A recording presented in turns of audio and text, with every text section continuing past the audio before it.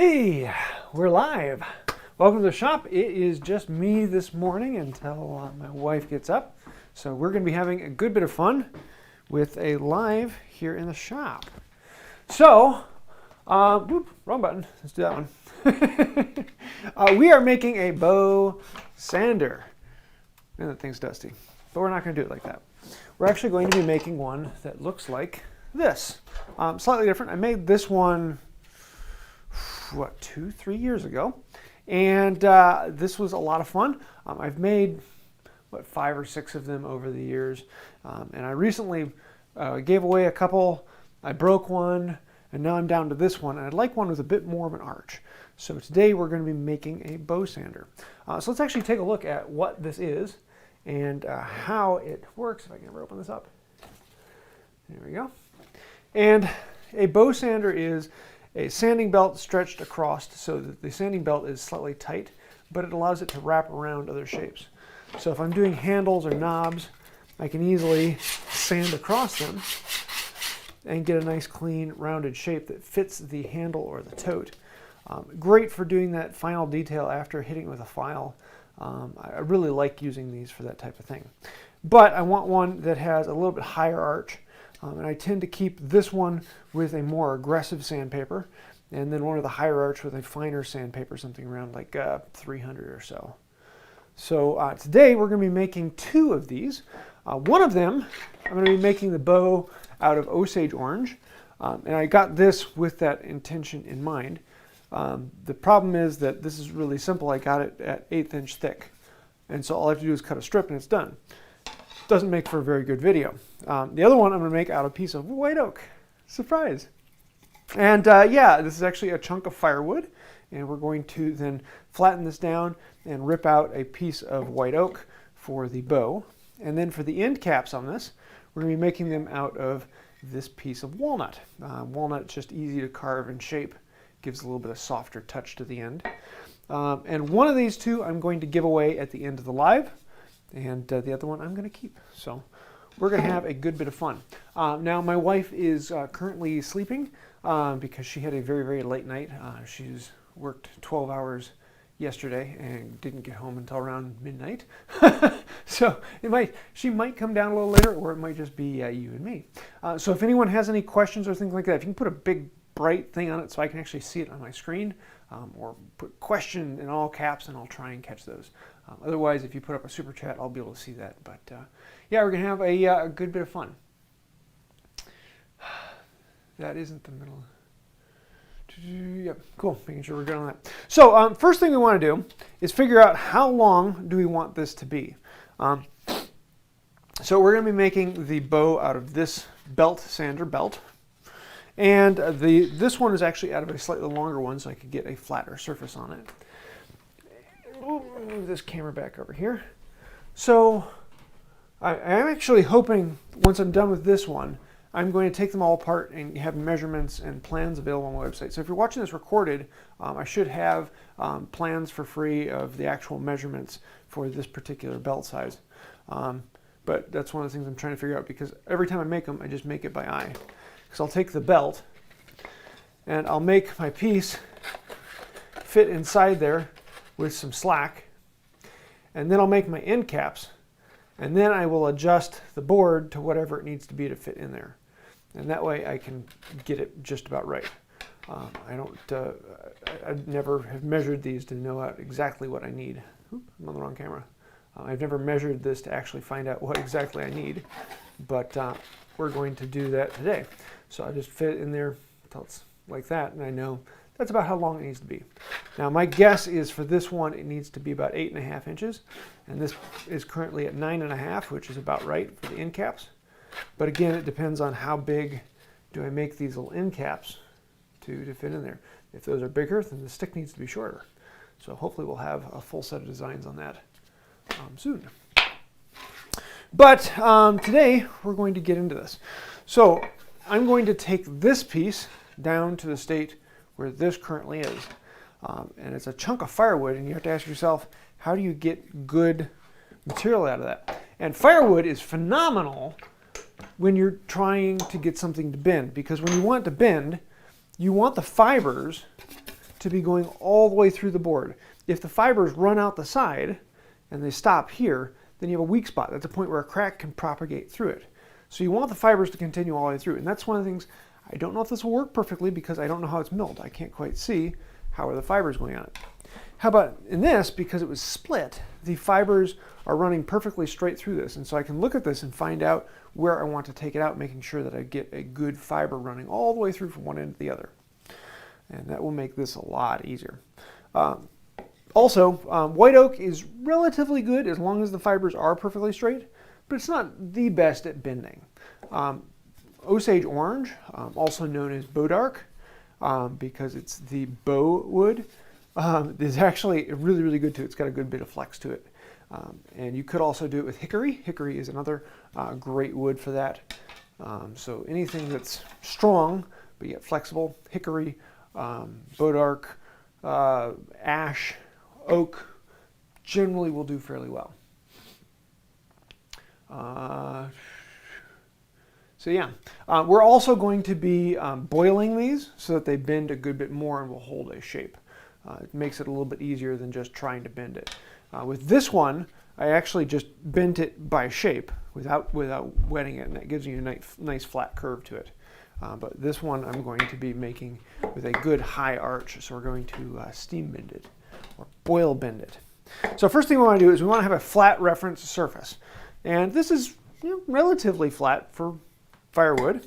So we are going to plane this down. Let's see, are there any questions, requirements on wood? Yeah. Some of you may have noticed we're doing this at a different time from our normal lives. I try and do that for these build videos because I can't always change the normal lives. We do them normally Tuesday, 8 p.m. our time. So it's like, what, 2 a.m. in Europe. But when I do them on the main channel, we do this like once every 6 months where we do a full build beginning to end. And it's kind of a nice, so if people want to build along or if they want to actually see the whole reality. And one of the things I'm going to warn you, because of lives, who knows what's going to happen. Things may split, things may break. That's reality. So prepare yourselves. We're going to have some fun. So I've got a scrub plane here. And I'm actually going to go with the grain and try and flatten this out. But this one.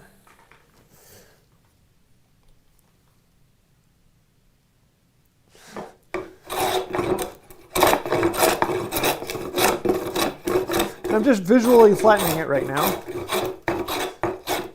because I don't need to worry about it. Actually, I'm going to cut this to length because this area here is nice and flat, and this area here twists up a bit. So I only need it to be about that long. So we're going to cut it off at the knot first, just so I don't have to mess with all of this. So, time sit-in device. Oop, not that one. Don't need to cut it with a dovetail saw. Grab out this saw.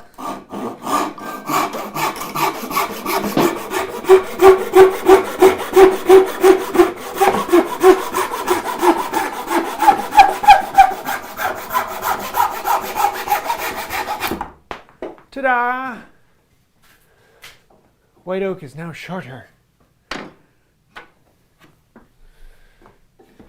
You can tell you're getting old when you start talking about fiber, yes. Where's my fiber? So let's clamp this up and let's flatten the surface down.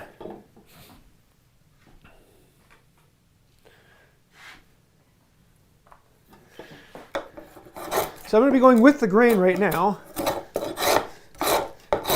because you can take off more material quickly with the grain. And I'm just eyeballing it for relatively flat. I'll bring out the winding sticks here in a minute.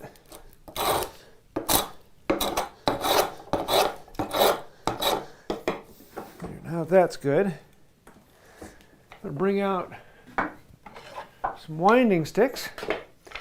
And these let me see how flat this actually is. And I can see it's twisted pretty good. So this stick is twisted way out this way. And it's a pretty even twist all the way along. So I need to take off material in this corner. and material in this corner. Oop. Actually going to wedge something underneath this to keep it flat. Scrap a Paduke.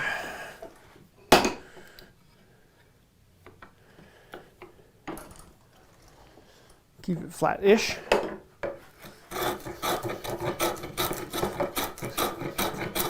When flattening a board, you just want to focus on the high spots. Don't worry about anything low. Just hit the high spots. Let's see what that gives us. That's actually pretty good right there. Twisted here in the middle. Good right there. So I got a little bit of material here. That should get me relatively close. So I'm actually going to grab my, where is it? There it is. This is my 4-plane. It takes a bit wider cut.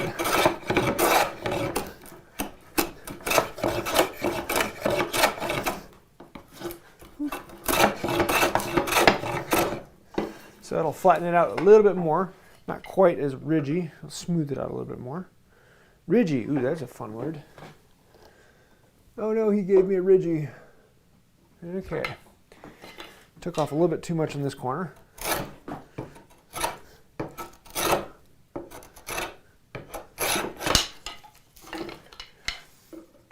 Let's see what we got now. That's good. So it's still a little bit wavy, but that's fine. It is within tolerances. I'm going to grab my 4.5, and now we're going to smooth it out. So you can hear it's hitting here, hitting a little bit there, hitting here. It's kind of going skip, skip, skip. It's just hitting the high spots. Make it cut a little bit deeper.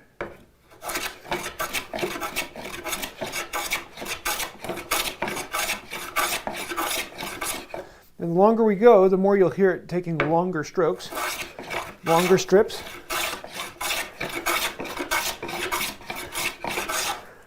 Now I'm taking passes all the way across here, one in the middle, one over here, and then I'll keep going that until I get a full strip all the way across. Let's see what that gives us. Okay, I've got a little bit of twist, high spot here, high spot there. That one's pretty close, so I'm going to take a twisting, because I have a high spot in this corner and a high spot in this corner, so we're going to actually go diagonal from corner to corner. Let's see what that gives us.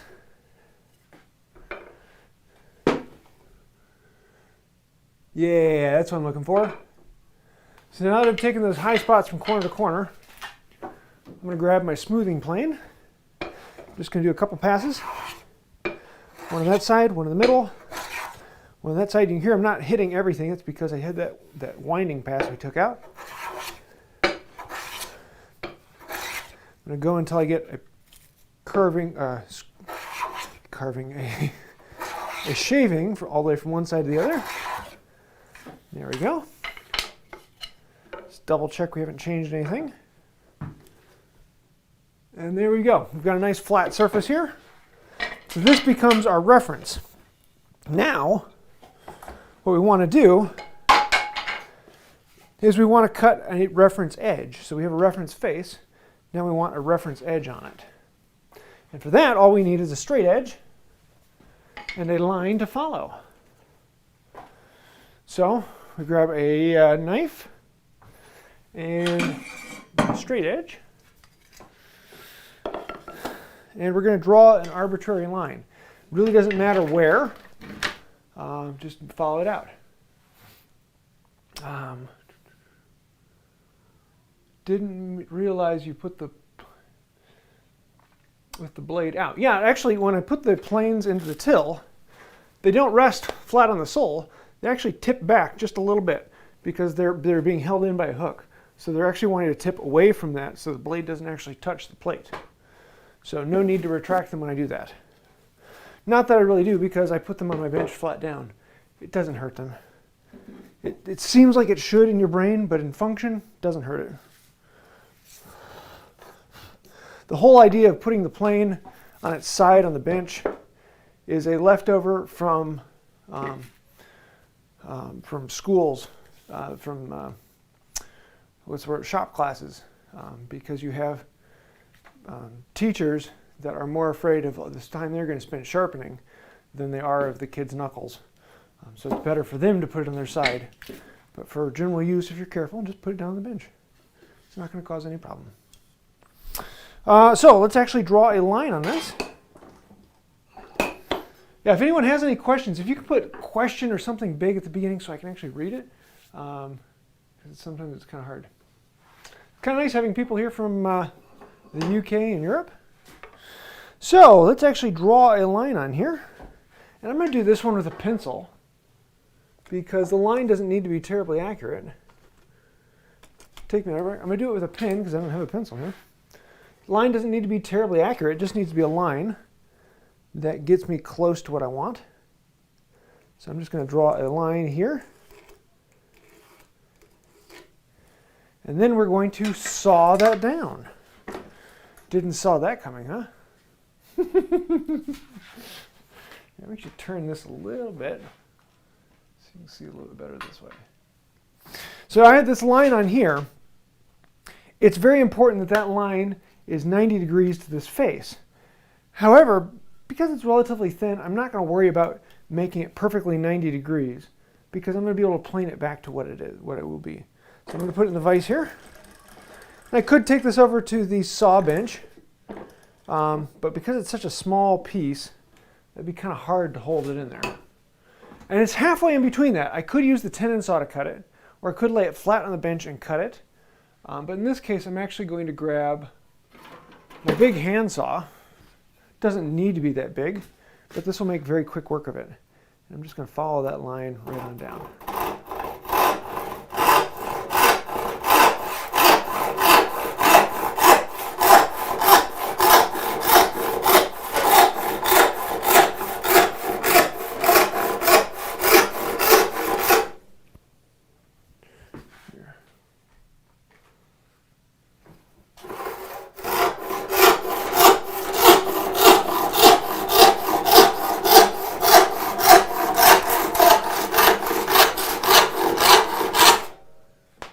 Ta-da!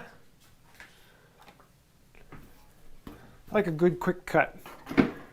Now that we have that cut, we need to clean it up and smooth it up because this will become our other reference edge. So I'll have a reference face and a reference edge, and everything can then be measured off of those. I want to see if the grain rises at all. Not much. So once that's cut, come into the plane and we can smooth that out. Actually clamp this down so it doesn't move. But I want to make sure that it is indeed 90 degrees. Now because I'm making such a thin piece, really doesn't matter, but it's good to get in the habit. And I can see that I'm twisted this way. So I put a little bit more pressure on the other side. When I'm actually flattening it out, I want to make sure I could move the lateral adjuster. I want to take more material off of this side than this side. So I could move the lateral adjuster to take a thicker cut over there, or I can just slide the plane over so that the weight of the plane pushes more over on that side.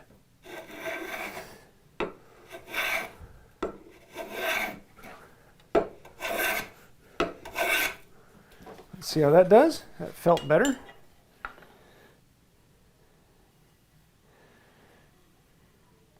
Yeah, I moved it just a hair too far. So I'm going to grab my smoothing plane and move it back over the other way.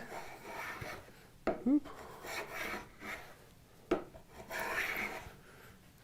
Let's see what that gave me. Yeah, that's what I'm looking for. So we now have a reference face and a reference edge. Now I could cut it to the strip that I want, but in this case I'm going to need to do two more main cuts on this. Number one, I'm going to have to rip it down this way. Number two, I'm going to have to rip it down this way. And so if I rip it down this way, I'm going to be making this whole thing into a thinner piece, which I have to see, what do I want? Do I want one big thin piece, or do I want two thicker pieces? In all honesty, I'm probably not going to save this piece afterwards. I'm probably going to throw it in the burn pile because it's just so small. So I'm going to rip it down this way first and then rip it down this way. So let's make a mark on here where we want to rip it out. Let me see if there's any questions before I move on.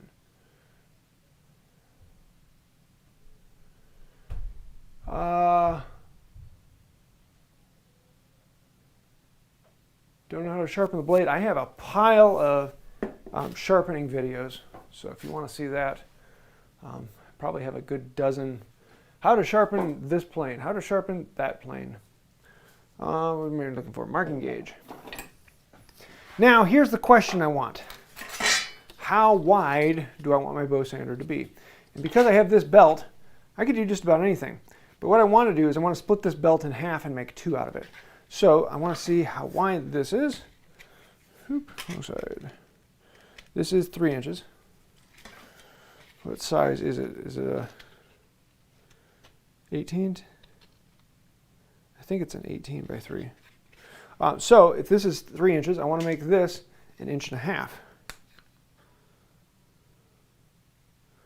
Right to there.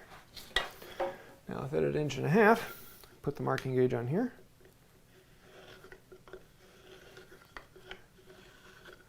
And run that along it.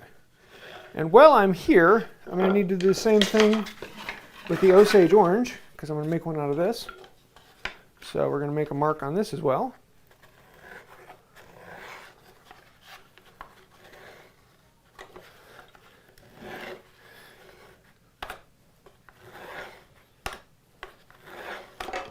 Just like that. And now we're going to rip this down. And so I want to see which side do I want to clamp. I think it's easier to clamp this side. It tends to be a little bit thinner, or a little bit more consistent, whereas this side tends to have a bit more wavy on it. So I'm going to clamp it this way. And here's normally where I ask my wife any questions from the chat, I should see.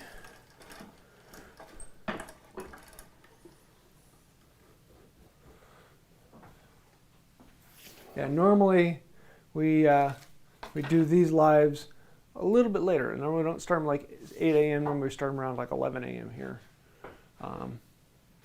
But we have a few things going on later today. So I'm going to work out. Do I want to wax it? Yeah, let's wax it. I'm going to grab Wood by Right hard wax. And wax is great if the wood starts to bind up. This one probably won't, but the saw hasn't been waxed in a while. So one pass down either side. And now this will cut so much smoother and so much cleaner. I'm going to stay away from the line here because I want to be able to come back and plane it to exactly what I want.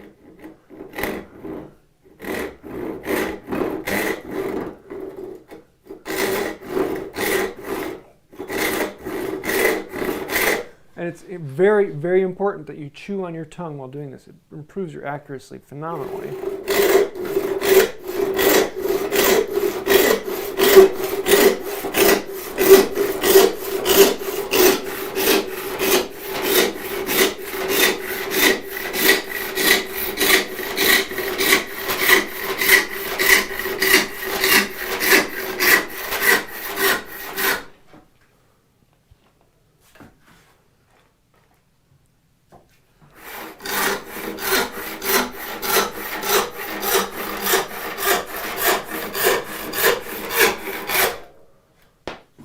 Ta-da!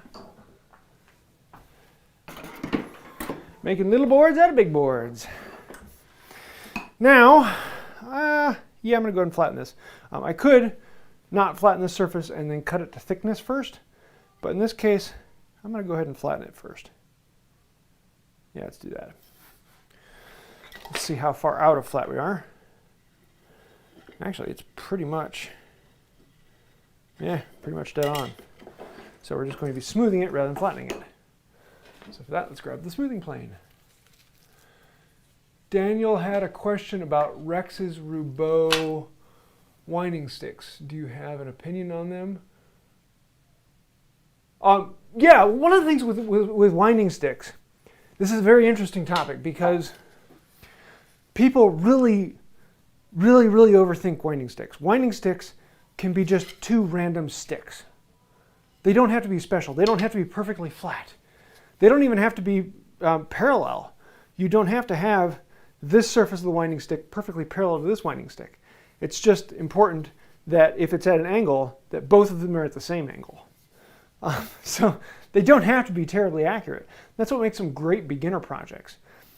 But the fun thing about them is you can get really wild on them, and you can get some serious bells and whistles and other things. So yes, they are great winding sticks. I love them. Is it needed? No, but it is a lot of fun. And so there are things where you can get these even more wild than that. So yeah.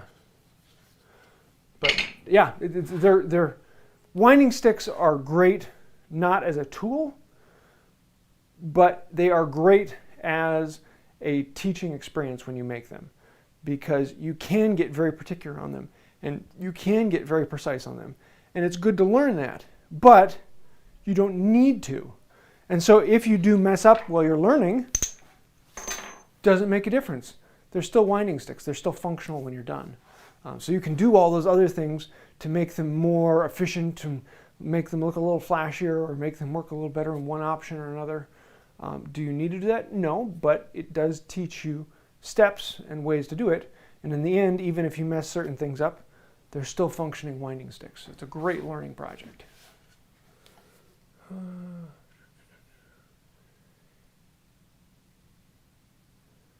How can there be subtitles on a live stream? Yeah, there's speech to text. It's kind of fun. Google is doing some cool things with it.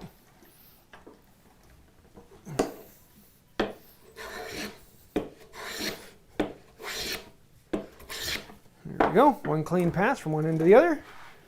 Let's see. Squareness right on. So now we've got it to the right width. We've got it to the approximate length. We're going to cut it down later. So it's a little longer than this piece. I need to cut this one down, which we'll talk about cutting thin stock here in a minute. And I need to rip this one down, down to whatever thickness this is. So I'm going to set my marking gauge at this thickness.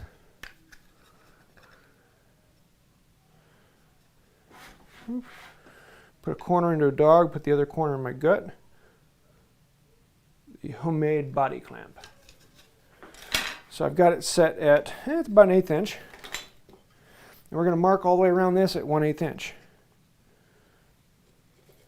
And then we're going to resaw this down. I don't know if it's resawing because it's firewood. It hasn't been sawn before. So how can you resaw something that hasn't been sawn?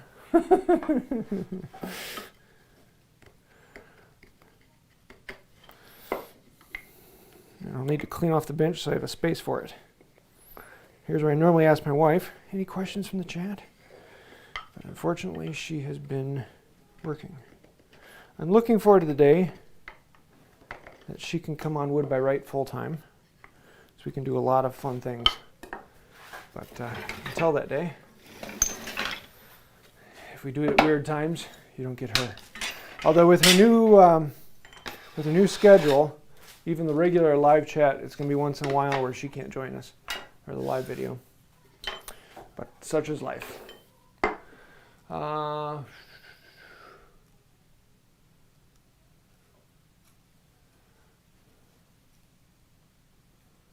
Yeah. Love having Knights of the White Oak in the chat. And we are thinking either later this fall or next spring, we're going to do a big get-together and do a Wood by Right Rinfest. So now we need to get into resawing. So let me give you a close-up on what this looks like so that you can see this a little better. Focus. There we go. 3. So what I'm going to do is I'm going to start on the far side. And you see me do this a bunch of times, but I'm going to stay a good ways away from that line because I'm going to come back and plane to that line.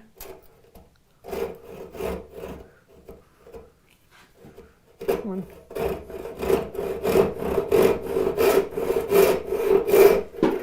And now I have this established, you can start cutting down. Now I'm only going to cut down a little ways, and then I'll turn it around so I'm following the line on both sides.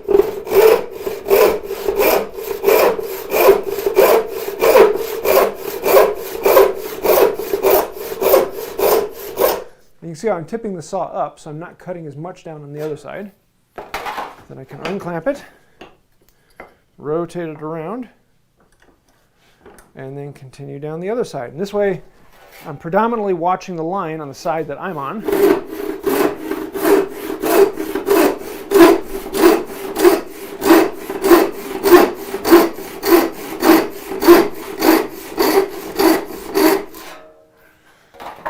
It becomes a little easier to track. It's not as much of a problem with this one as it's only 1.5 inches wide. But if you get out to like a 6-inch, 10-inch wide board that you're resawing, it can be a lot of problem.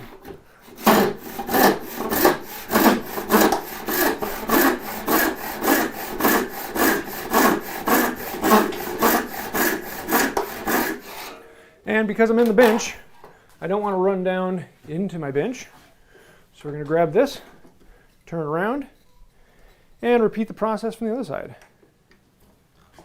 And then hopefully those two lines will meet in the middle and it'll split apart and be absolutely gorgeous. But it doesn't, because this is reality and it's a live video. So we're going to have a problem here, and I don't know what it is, but we will have a problem.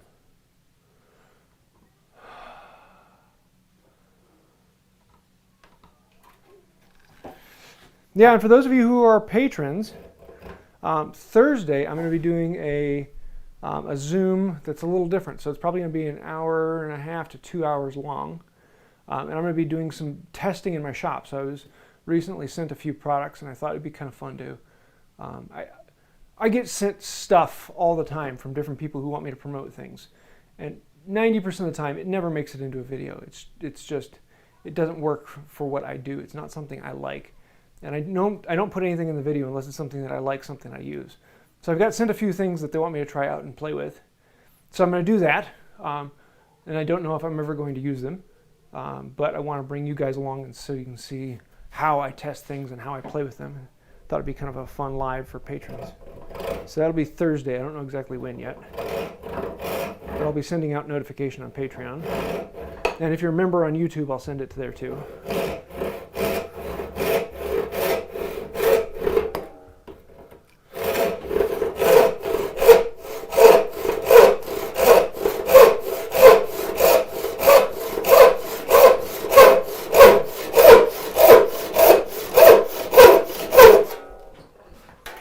Rotate the board.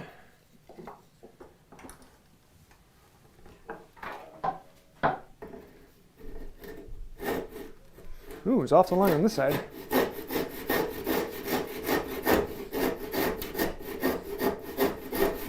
Off the line in the correct direction, or in the okay direction, so we can just fix it. And the way you fix it is you actually take the saw and you twist it in the cut, and you use the side of the teeth to come up a little bit and refix that line and clean it out. So you're basically filing the inside over, because you don't want to try where you're off the line. You don't want to try and bring it back on. You want to back up and correct what you had a problem with before you continue on. Don't ever try and twist the saw in the cut. Back up and clean the cut and then continue on.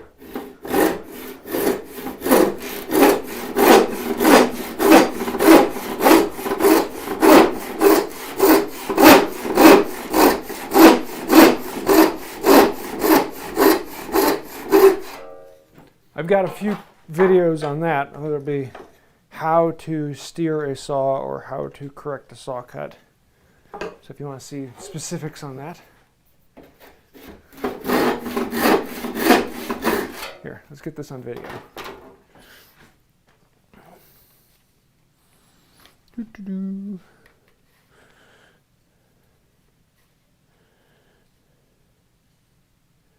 There we go. Oh, let's flip over to that screen so you can see that one.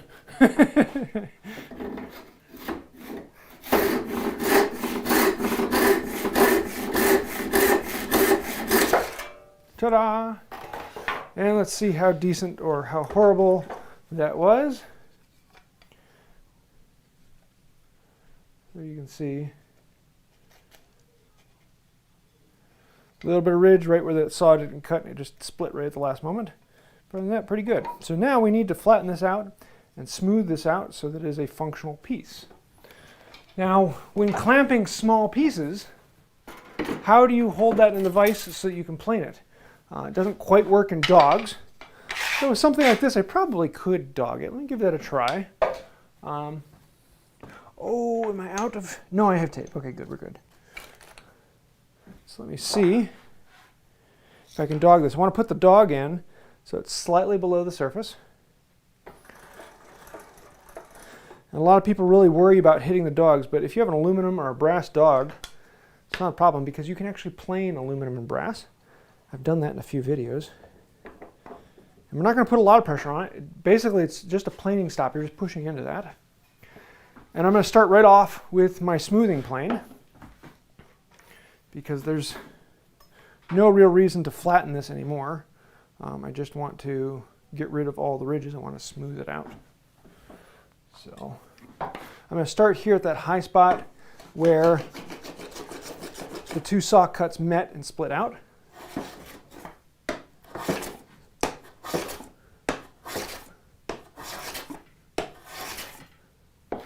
That dog is getting a little close. Let's hit it down a little more. Hey, I get to use the big screwdriver.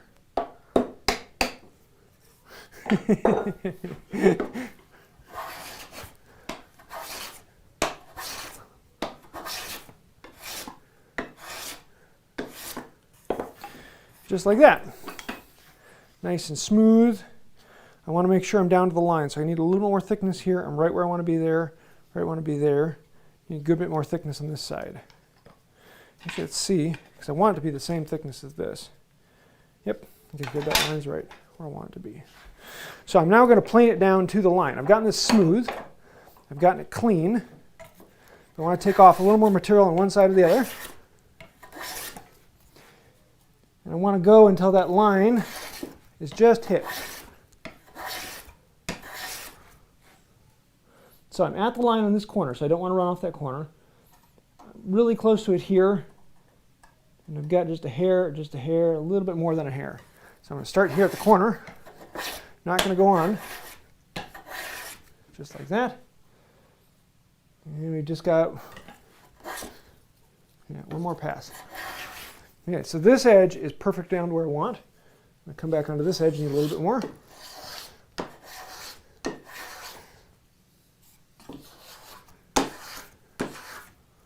There, now we're down to the line on all sides, and theoretically, these two should be the same thickness. This one's a little bit thicker still.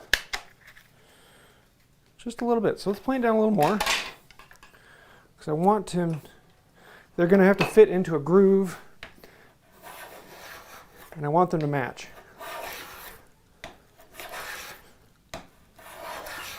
So let's see how that goes.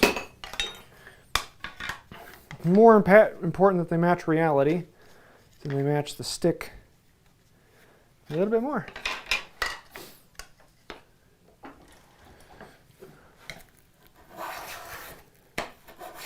This is what you don't see in the videos, is the going back and forth because it just doesn't make for good video. You know, I'll say I test it and I try it and I test it and I try it, but reality is that takes a lot longer than it sounds like. And just a couple more passes.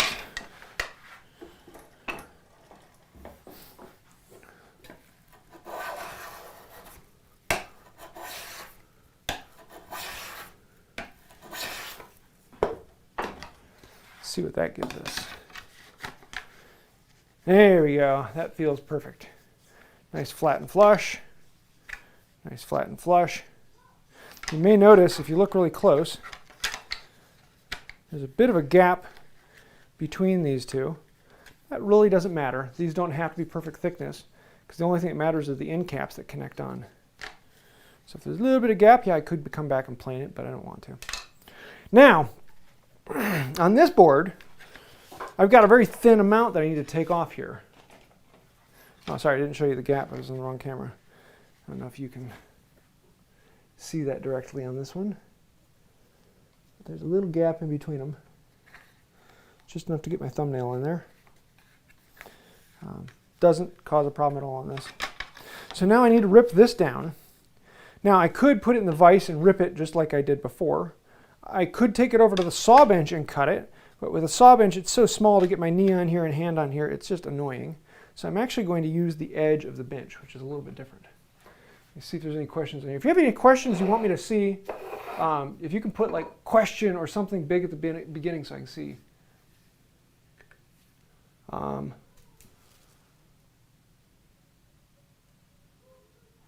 Oh, sorry, poor man.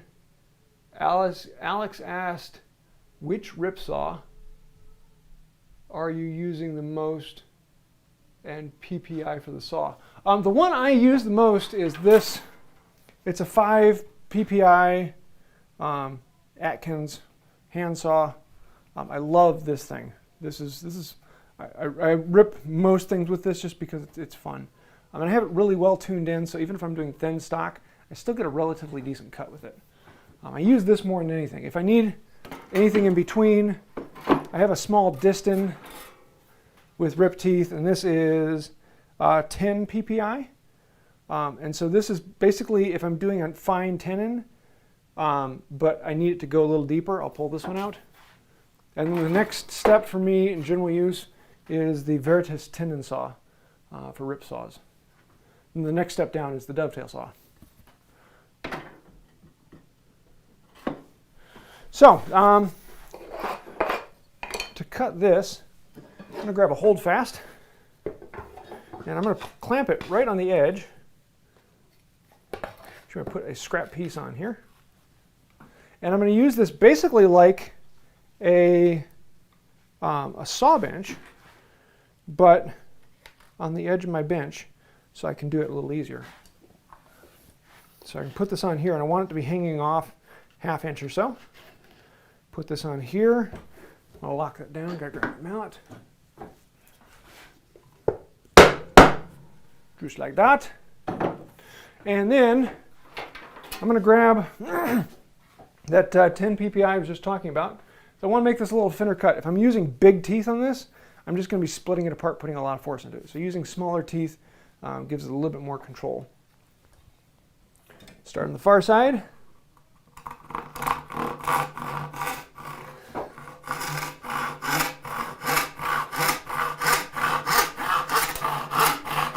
And I want to make sure I'm not really forcing down into this. If I'm putting a lot of weight into this, I have a tendency to push it off to one side or the other, and it's going to cause a crack, and that whole thing's just going to split off and run away. So that's the thing I want to think about. I want to let the saw do the work. So I'm not cutting very fast. I'm letting the saw do it, letting the saw follow along,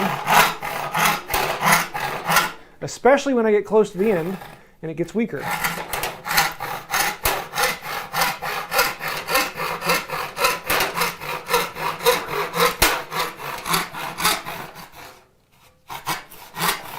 Let's go back into this camera.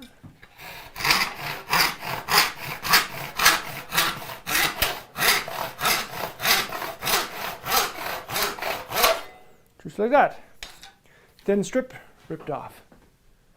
Dude, I just got ripped off. Let's see.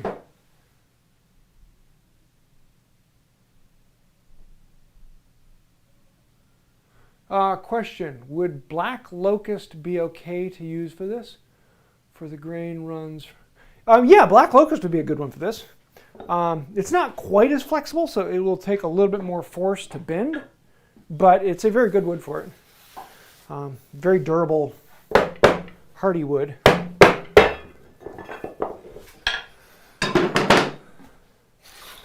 I don't use black locust quite as much because it doesn't grow around here a lot. I use a lot of domestic woods. So I've got some rough things on this I want to clean up. Just going to clamp that in the bench. Do a couple passes with the smoothing plane. Not utterly necessary, but I don't want to get splinters.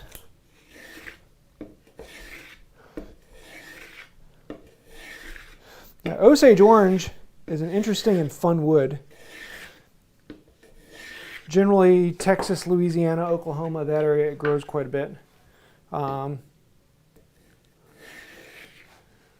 But if you get down into the rootstock of Osage orange, you can actually find Osage green. And Osage green is the root of the Osage orange tree.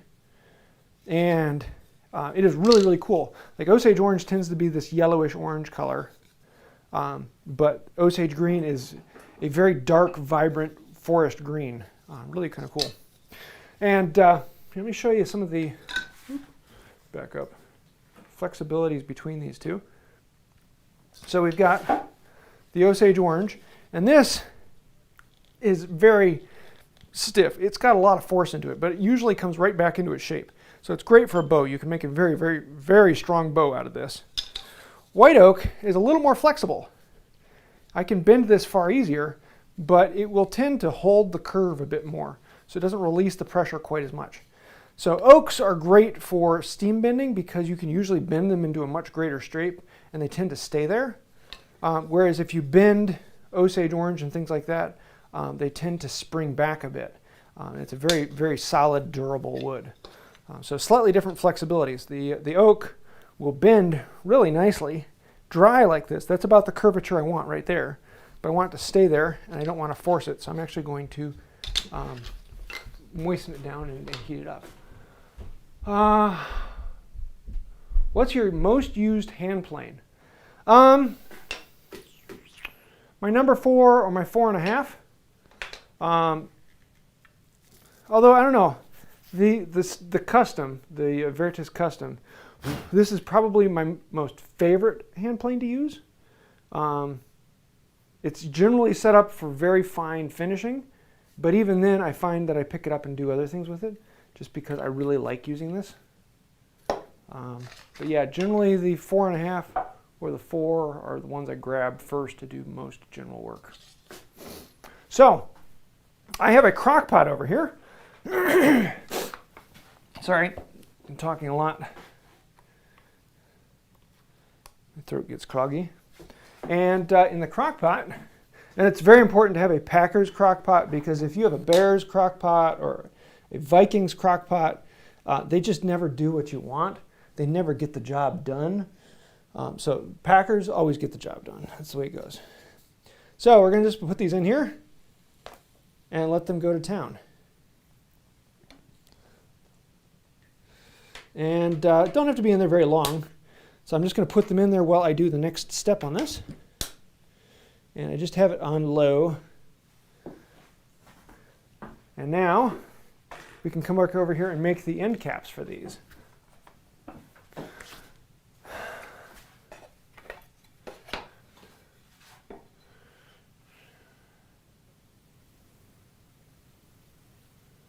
Sound okay on the close-up camera.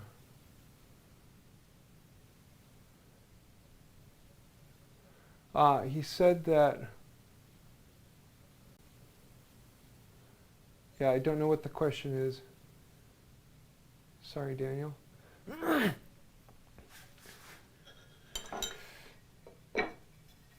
Okay, so I've got this strip of, this is actually Peruvian walnut, I think it is. And it's got some rough saw marks on here, so I'm going to clean it down to a general shape. It really doesn't matter what it is. This is about 1 inch by about 1.25 inches. And the rough size is anything from like 3/4 up to 1.25 inches by inch up to 1.5 inches. Anything in that range works pretty well. What we're going to be making are these end caps. Let me focus this out. Come on, back out. Ooh, on the bridge, that's why. So what we have are these little end pieces here. Let me take this. No, I glued these on. They're not going to come off. So all it is a rounded piece with a slot in it that bow can fit into. And so I want to make sure that slot is the same thickness as the wood that we have. And then we want it rounded so that there's no pressure on the end of this. But rather than making each of these pieces, we're going to make both of them together as one longer piece and then cut them apart. And so in this case, because I'm making I'm making 2 of them, I'm actually going to make 4 of these pieces long, and then I'm going to cut them chink, chink, chink into pieces. But first I want to make sure that this is nice and smooth and clean, because I want to have a good reference surface to come off. And it's got a bit of saw marks left on it from the mill. It doesn't have to be perfectly smooth. I'll grab the number 4.5. Get rid of a notch on that end.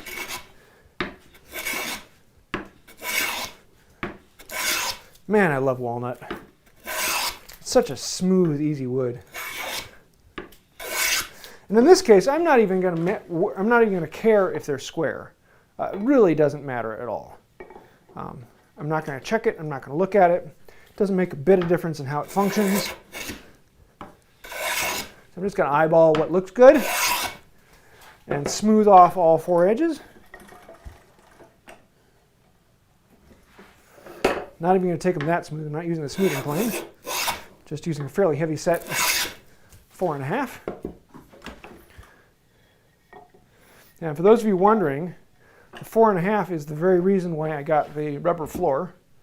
It fell and chipped out that corner. Thankfully, it's still functional. But rubber helps that. Ooh. Grain goes wild right on the end here. Not a problem because I'm not going to be using the end of this.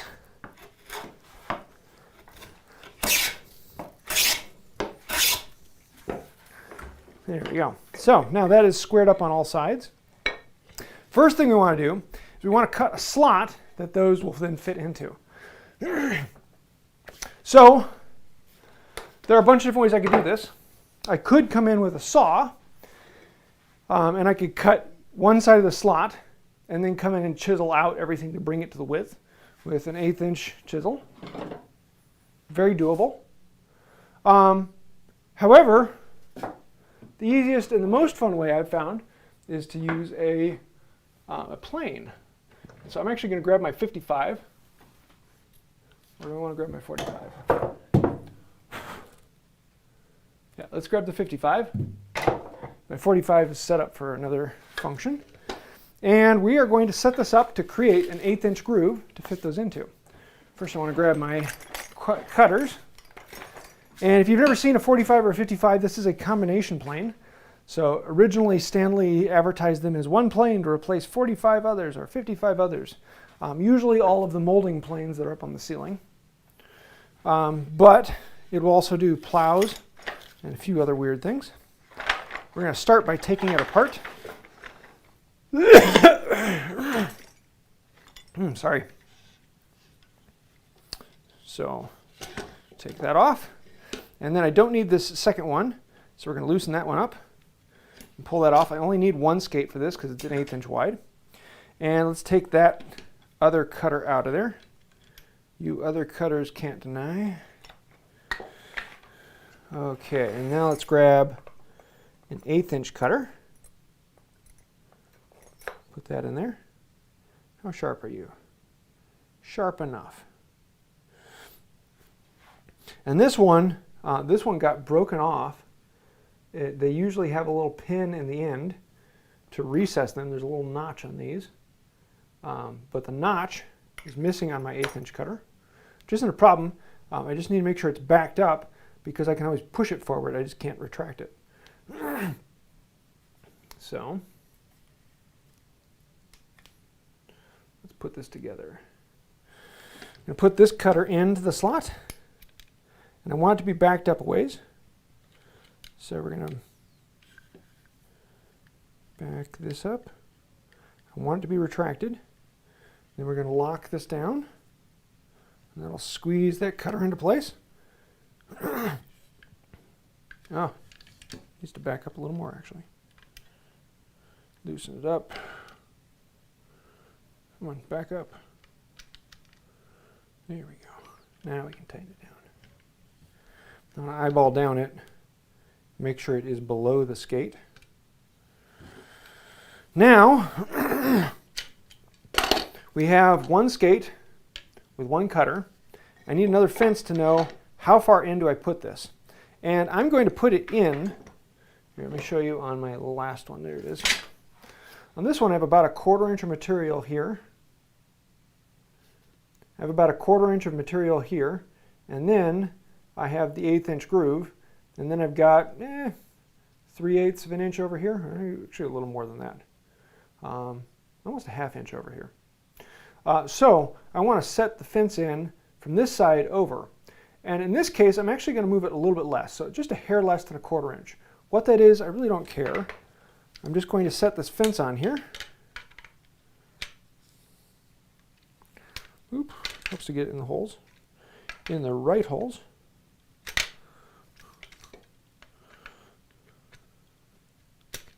Here we go.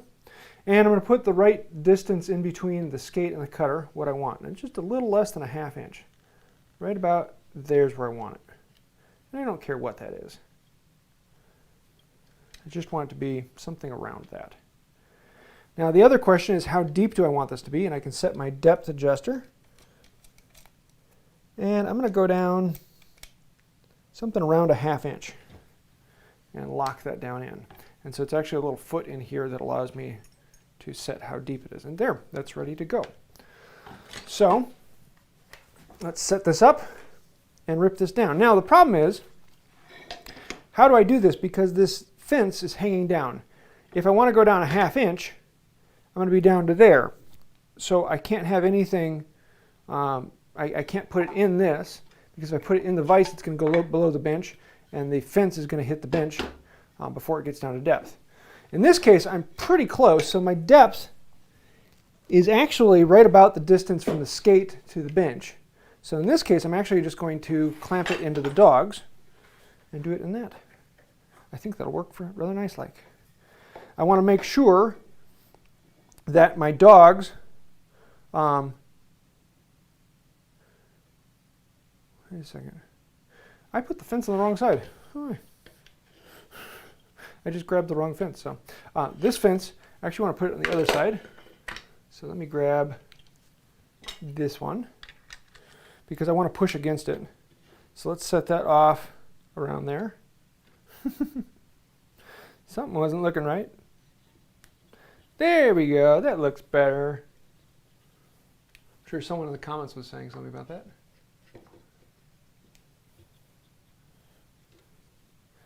Daddy, I pooped. Yes. Been there, done that. Let me grab a screwdriver. Gotta push this dog up. And now I want to make sure my dogs do not get in the way of the blade. So I'm going to push them in, but not that one. I need my shorter dog. Where is it? I'm going into the hole in my leg.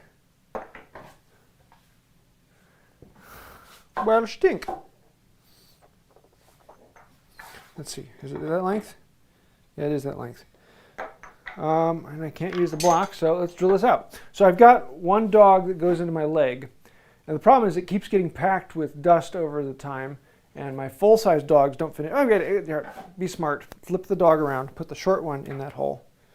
Put the long one back in here. Hey, just got to be smart in the tools you're using. Sometimes that's really hard. So we can lock that down in place. And now, we put these away, lest I knock them over and cut myself. It's usually wise to keep the bench cleanish, but there's a reason that I'm not very wise. So let's make sure we got this on here. So now we're going to plane this out.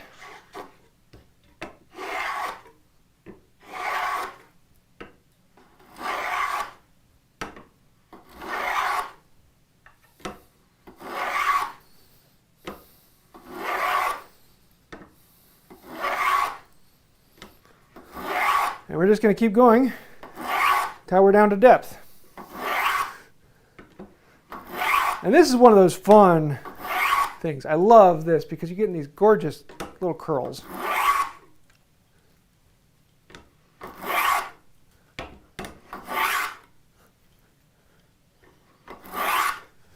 Now with a plane, with a combination plane, you want to make sure you keep it level. If you tip it one way or the other, the groove starts going at an angle.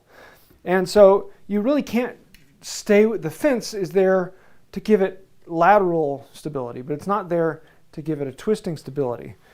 That's something you have to eyeball and you have to get good at, is holding this vertical.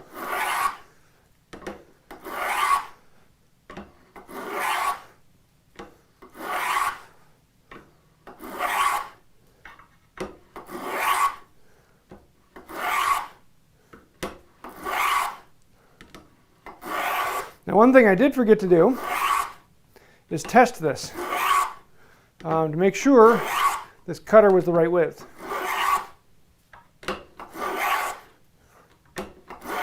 Which could be very interesting if it's not.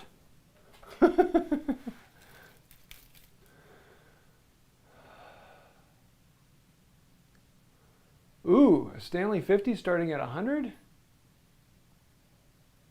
I might have to keep an eye out for that one. I've got the 51.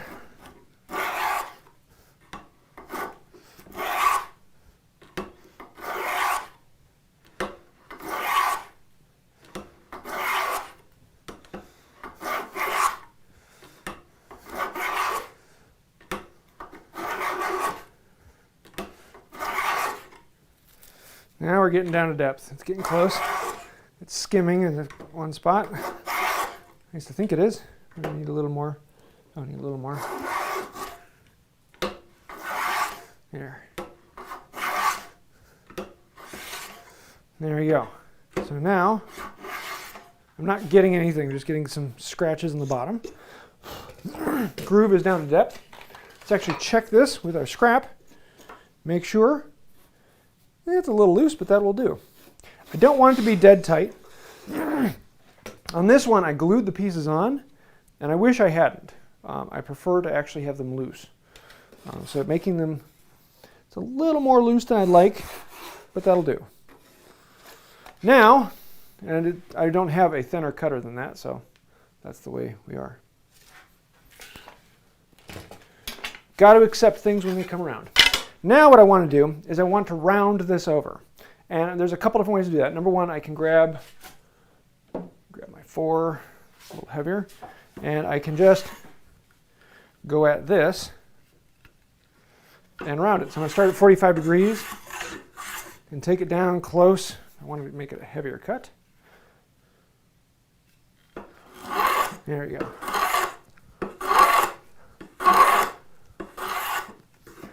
And then I can lower it over an angle, bring it up on an angle, and I can round it over pretty quickly that way. Let me show you on this side.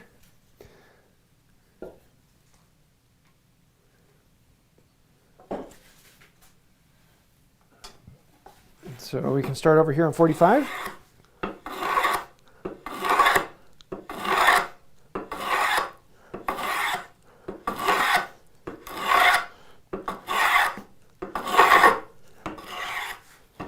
I'm going to lower it down at an angle like this. I'll bring it up on a high angle. And then I'm just going to run it all the way across, slowly changing it down to there. And we got a relatively rounded surface. It's got a bunch of flat facets, but that is fine because it doesn't really need to be perfectly smooth. We're going to be wrapping paper on it. The other way I can do it is with a spoke shave. And this is way a little more fun in my book. Spoke shaves are always enjoyable. Oop, out, up, focus. And with this, you can do the same thing. So we're going to lock it in. And this is really easy if you got a shave horse. But just putting it in the bench works relatively well. And on this one, I want this to have a really nice rounded surface all the way around, because this is what the belt will actually lay on. So when I reach the middle, I want it to be flat, and then as I come down, I want it to be flat over here. Take a reverse and do this side.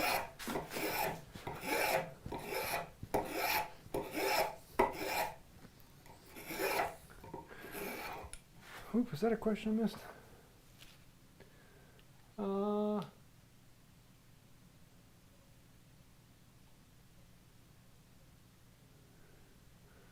Yeah, sorry.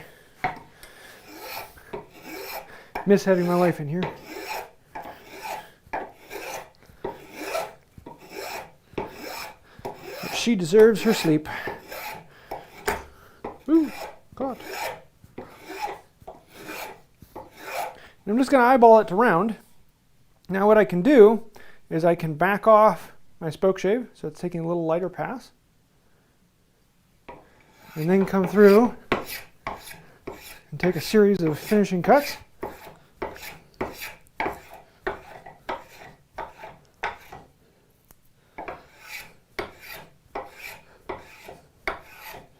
Take it down to something nice and smooth.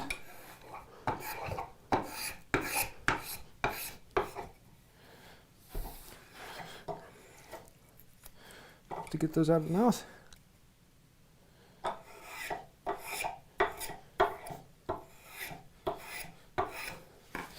With that smooth surface, we can put the belt on there and see, yeah, that looks good.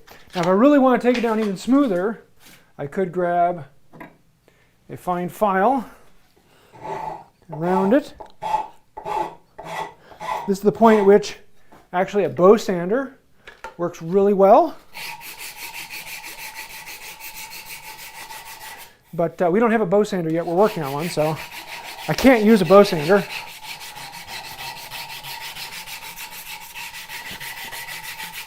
Not that this step is really all that required. It doesn't have to be perfectly smooth. Having slight facets is not a problem. We're going to turn around, and we're going to do the other way.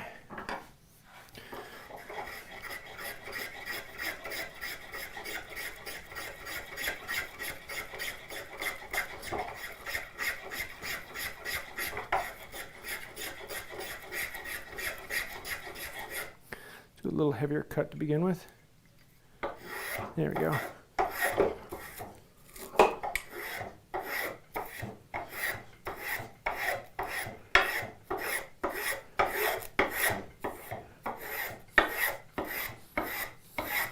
And again, we're just eyeballing. There's nothing special in this. You don't have to be particular. You don't have to be perfect. You got to know when to be perfectionistic and when not to be. And if it doesn't make any difference to the function or the finish, no reason need to be. Unless you are just one of those people that like that, which I think most people really like the perfectionistic side. I think it's more of a skill to actually learn to be okay with functional than it is a skill to actually hunt after perfection. Because everyone wants to hunt after perfection.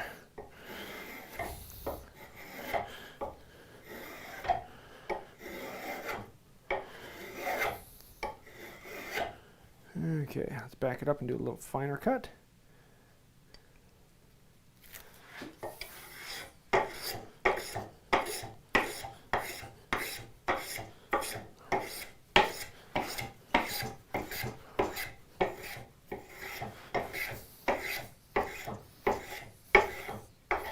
And there we have it. So there is our shape. Nothing special to it. It's just rectangular-ish, rounded on all sides with a groove cut into it. Now we need to cut this down into pieces that we can use for all the end caps. So we need to cut them down into the width. So for that, I'm going to grab my marking gauge, which is hiding here in plain sight somewhere. There it is. Should clean my bench. Actually, first, I need to clean this off. It's got a cut on the end. So I'm going to use my carcass saw, which is by far the most used saw in the shop. It's a simple carcass saw. And I want to cut this and give myself a clean end to work with.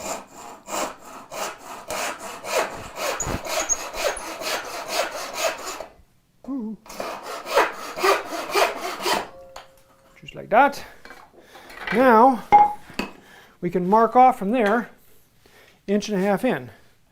So that the width of the pieces that we created were 1.5 inches, so I can use my marking gauge. And I can run around.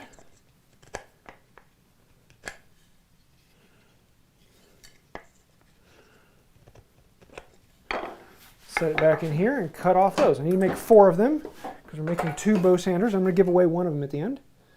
So if you want one of those, stay tuned.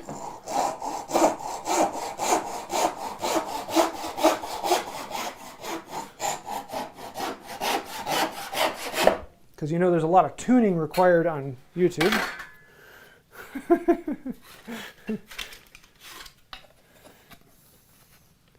There, like that. Now let's mark in again. Let's cut that one off.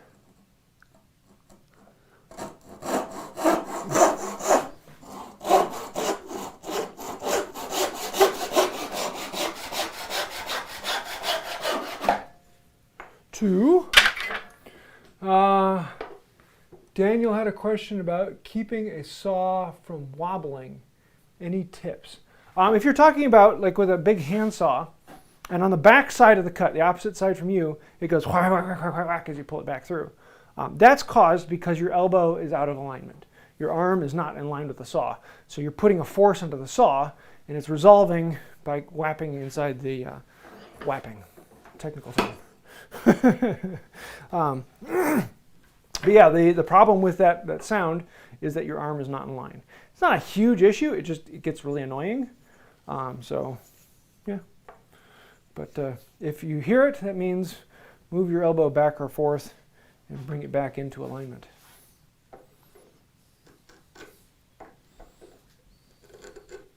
At least most of the time. It could be that the saw isn't set right, but then you're probably going to be noticing it's going off course far more.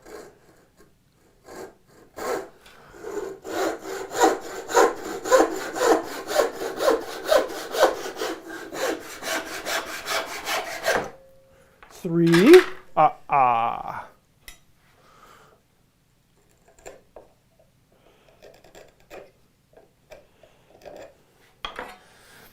One more.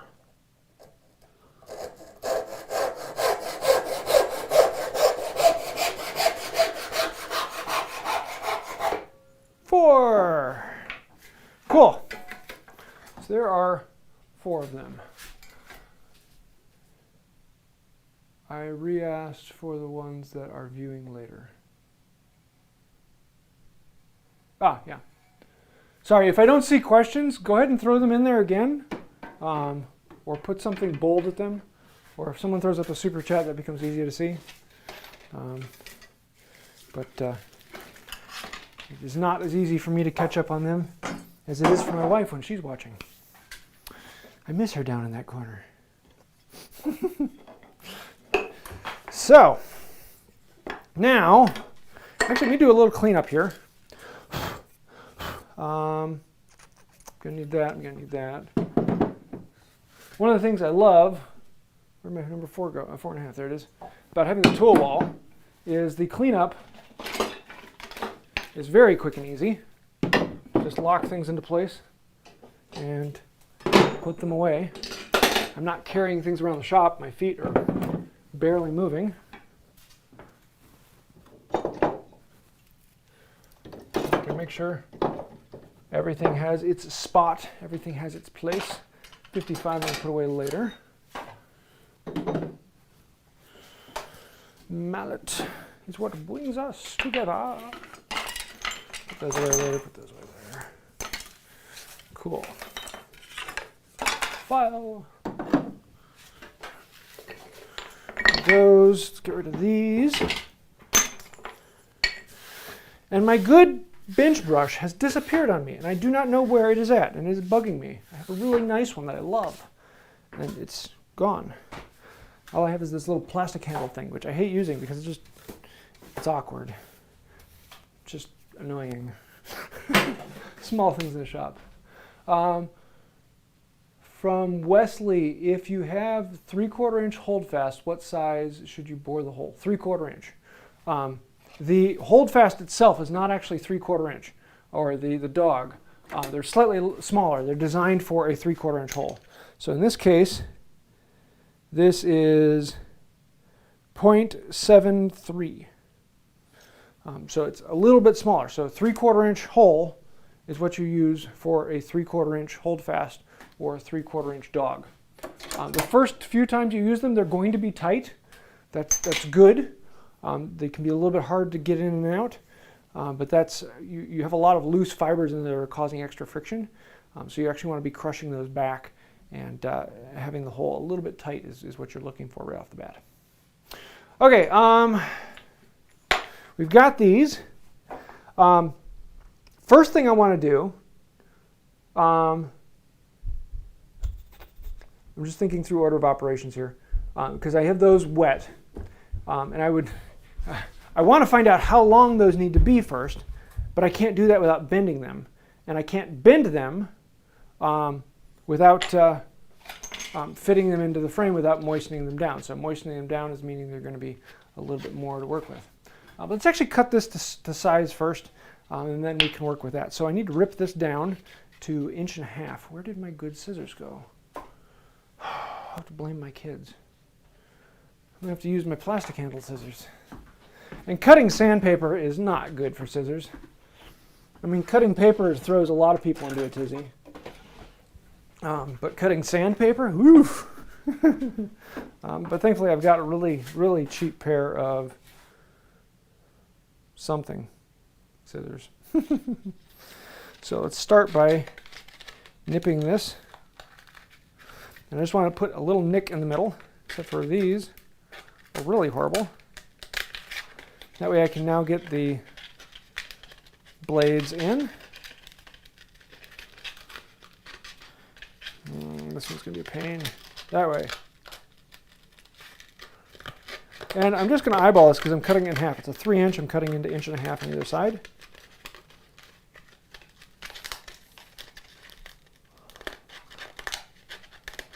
If I wanted to be really precise, I could probably rig up a marking gauge with a marker. Actually, let me try something else. Just an interesting idea. What if I put my marker in this and then rolled it past? I kind of like that. It's going to wear off the tip of this really quickly. Let's do more of a dash mark. There. Now I got a marker line to follow all the way around. Let's see, you need to go over there.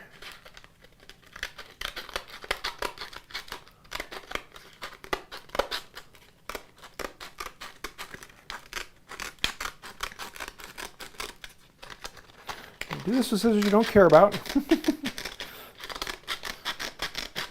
Or scissors you like to sharpen. Which, if you want to see that, I have a video on how to sharpen scissors. Yes, you can sharpen scissors. They're not disposable.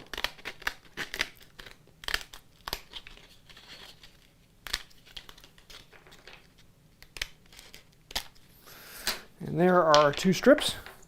So now, if I want to put these in here, let's see what is the actual distance between them. So as of right now, this is going to be really hard with just 2 hands. And eventually I will have plans on the website. Once I finish these up, I'm going to do measurements of both of them that I have. So we are at 7 3/8 or 7 3/4. So if I have it straight across, 7 3/4 is what I want. But I don't want it straight across. I want a good bend in it. So I'm going to add an extra. So I'm going to cut them at 8.5 to begin with. That's going to probably make them a bit steeper than they need to be. After 8.5, I might end up taking a 1/4 inch off or so. So let's play with that.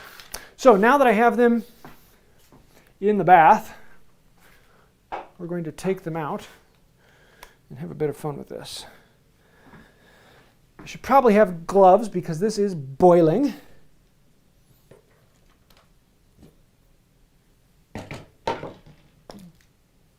Where are my gloves? Oh no! Okay, we're going to do it the dumb way. Do as I say, not as I do. So I'm going to pick it up with sticks and just throw them on the bench.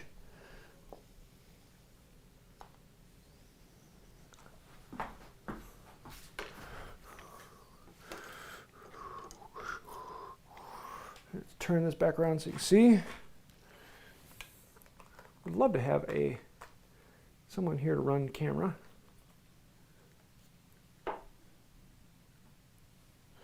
But unfortunately, I do not. Oh yeah, that's nice. So let's actually just do this while these sit. Need a longer one.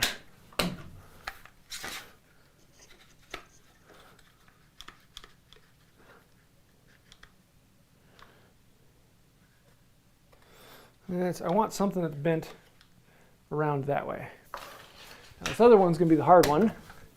Osage orange is not a happy bending wood, but it is a very strong structural bending wood.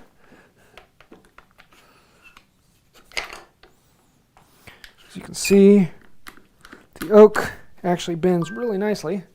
And now I'm getting a kink in the middle of this. I don't want that, because the Osage orange is the one that wasn't riven. I didn't get this from a piece of firewood. This was sawn. So I want to make sure I'm putting pressure at all points on it. Yeah, that one's looking pretty good. So let's set these aside for a moment. And let's actually think through what I want to do here. Because in the past, I'm playing with something different here. Every time in the past I've cut them ahead of time, and I've guessed about this size, and then I bend them. And then I get differing things, and sometimes they come out the way I want them to, and sometimes they don't. So this time I'm going to bend them to shape. I'm going to put these in, and I'm going to see how much do I actually want to take off. So I'm guessing I need to take off about 1 inch on these.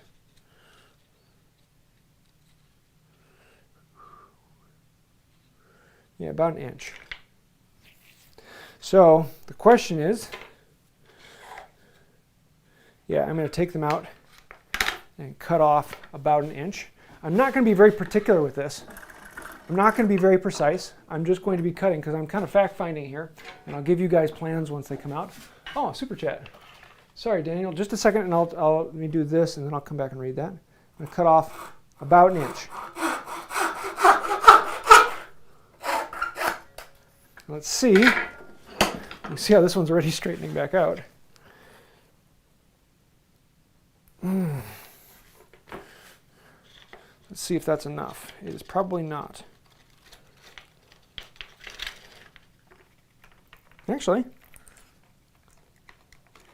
if I hit another hand, hey, look at that. That's about what I want. There we go. There's one bow sander. And so just like that, it's all strapped into place, and it's done. Other than finishing, which, wow, how'd that get so big? Here, let's do that.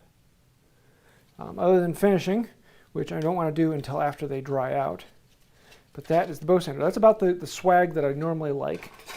Not quite as flat as this one, but this allows me to put a lot more pressure into it. And it's going to be fairly flopsy right now as it's still wet, but this allows me to do a little bit more of a rounded curve. So now I'm going to make this one just a hair longer to see if I can get a bit more of a curve out of it.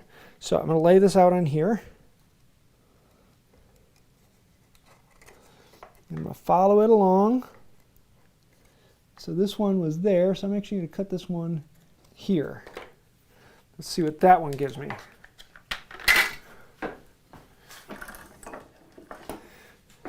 Sorry, I'll answer the super chat in just a moment here. I'm just going to get this while these are still wet. Time sensitive.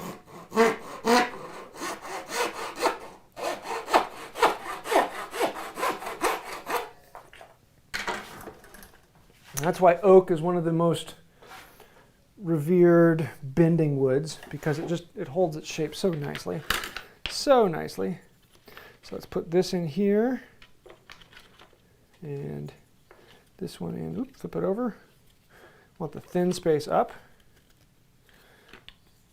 And if these are too tight, you can actually come in with a mallet and pound them down in and crush the end, slide it into place, and then as they dry, they fit really nicely.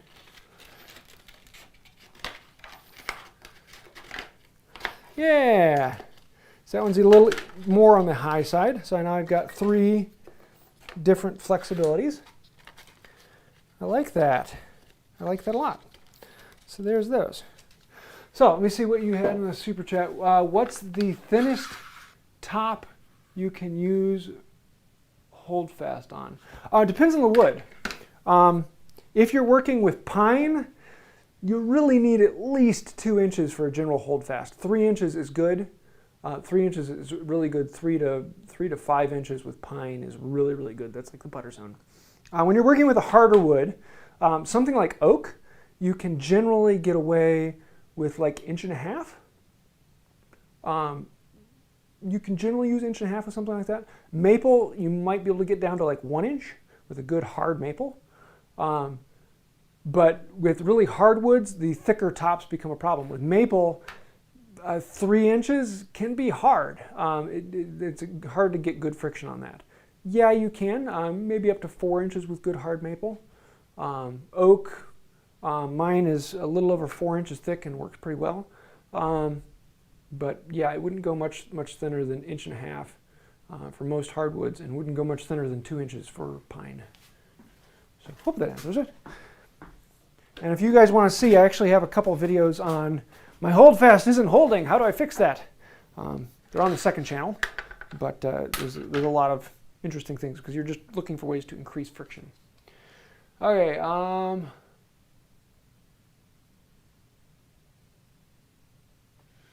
thanks, Joe's Basement Woodworking. I haven't seen you in a while, man. I need to go look up your channel and see what you've been up to. Joe's Basement Woodworking. You haven't seen him. He's in the chat right now. He's been making YouTube videos longer than I have. Lots of good stuff on there. So now the finish on these. You really don't need to finish these because they're going to be wrapped all the time. They're getting in sawdust. But when I do finish them, I wait until they're fully dry. I'm going to wait until they've set up, and then it's boiled linseed oil. I'll soak it in that, add a little paste wax, and they're good to go. So the question is, I'm going to do a giveaway, and I'm going to give away one of these two, and I'm going to let the person decide whether they want the Osage orange or the white oak, and you can pick whichever one you want, and I will send it out. So, wow, hour and a half, not bad. I think I'll do a little Q&A, so if anyone has any questions, throw those in there and I'll bounce around. This is a little bit simpler project. I have other lives that I've done on this channel where we made a grooving plane. It was like 2.5 hours to finish that. We made a mallet. There's one other one. But I try and do these once every 6 months or so on this channel where we do a full build of a project. On the second channel, we do a live every Tuesday at 8 p.m. Central Time, and that one is a little more condensed. It's 1 hour. We do a Q&A once a month, and the rest of them are doing a project or talking over a type of things. Right now we're going through a series of joints, so we do a joint live. And it's kind of fun because you get to see the mistakes, the mess-ups, what you can learn from it, and I like being able to show the reality of what happens in the shop. It's very difficult to actually show a lot of the mistakes in the standard video, whereas in this you can see this is what a shop works like. It's not something that even the best woodworkers are out there. They're still doing things like this and they're bouncing around and they're thinking through the process and how this goes into that. It's not something that's just an even smooth step all the way through. Excuse me. Question: working on a kid's project, making seats from log cutoffs, about 15 inches wide. They're green and I'm having a hard time cutting them with my handsaw. Any suggestion? Green wood is actually easier in general, other than the fact that it tends to move a little bit more. So you do have a lot more binding up where the wood will pinch the saw, and so if it's getting really hard to push the saw through, use a wax. I use commercial time James's paste wax from Wood by Right. It's a hard wax, and I have a video showing how to make this. It's beeswax and raw linseed oil that it's impregnated with, and you just rub this on the plate, just like I did at the beginning. Let me actually do this one, needs it. And so I'll do that, and it is incredible how much that just then slides through the work. It is a very, very nice thing. But usually if the green wood is binding up on it, that's one of the main problems. Oh yeah, I was going to do the giveaway. Sorry. I'll come back to Daniel's in just a moment here. Giveaway. Let's see. Oh, you guys would never get that one. No, you'd never get that. I'm trying to think of something from the history of wood by right.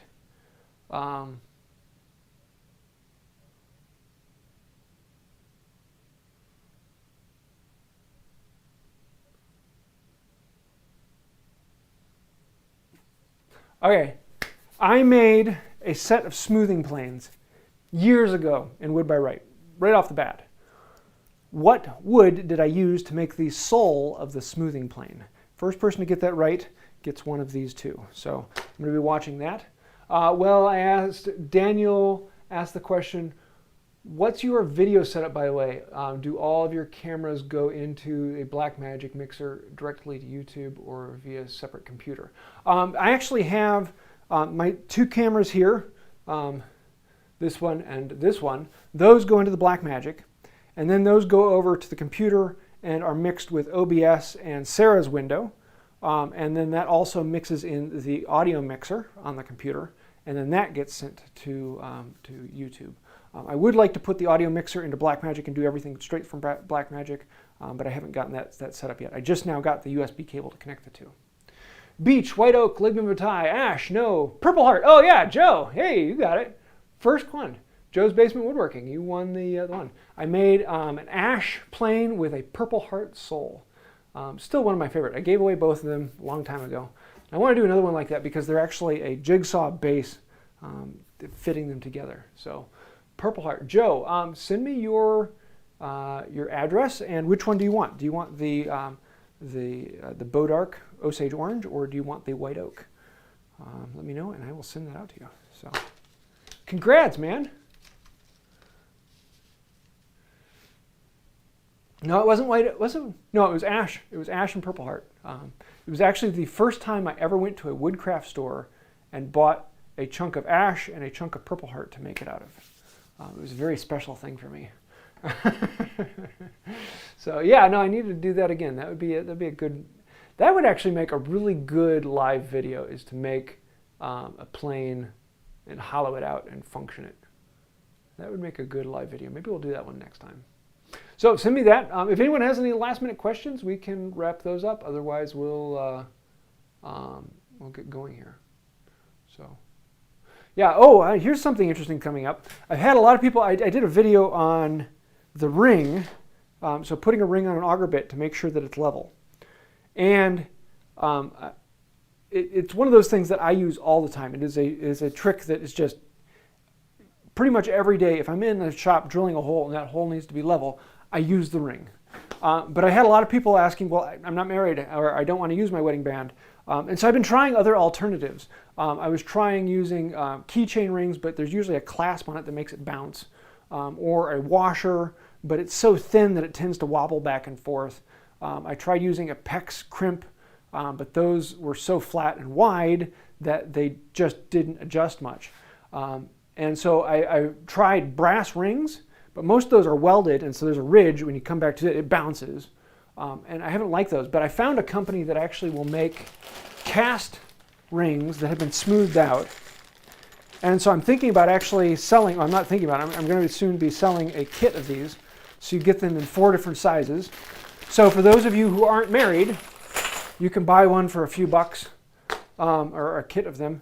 And you don't have to go out and get married just to use that trick. I know that's a very expensive way to use that trick, and a few people have gotten married just so they can do that. I'm sorry, but this will be a little cheaper method of doing that.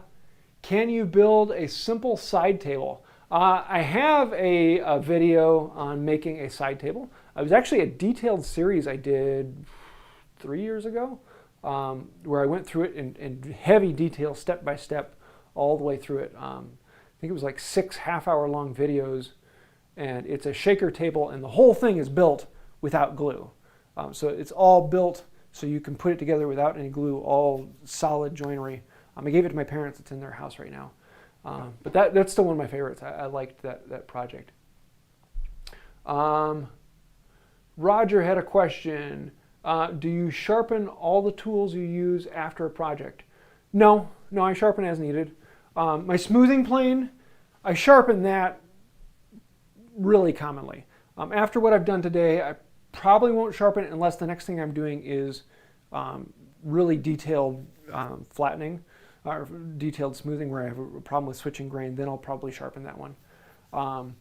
But I sharpen my tool when it gets dull, not after a project in preparation for the next one. If I'm using a plane and I feel it's dull, I stop, I sharpen it, and I put it back into use. So that's my general method. So every one of them is a little different. From the scrub plane, I sharpen maybe once a year. My number 4, number 5, every 40, 50 minutes of actual planing. So it's different for every plane, depending upon how it's cut, what it's used. If it's a rough plane, it doesn't need to be as sharp. If it's a really fine, detailed smoothing plane, it's got to be crazy sharp. Is there any chance of color rubbing off on the wood